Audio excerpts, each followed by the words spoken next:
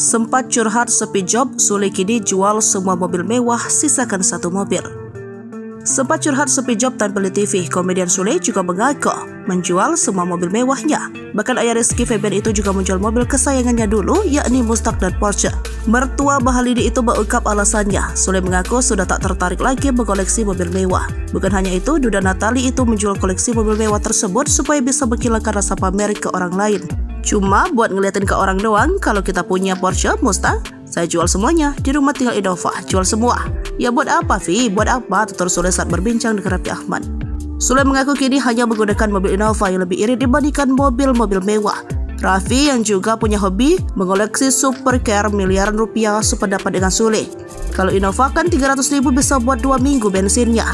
Pakai Mustang sehari 1,5 juta bensinnya, bayar tahunannya setahun 40 juta. Mending buat bikin modal, terangnya.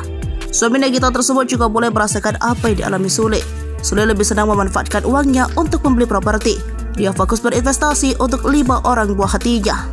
Sudah gue siapin semua rumah dan yang lainnya. Iki sudah dikasih 2, kan buat kantornya 1 yang di Jati Padang saya kasih.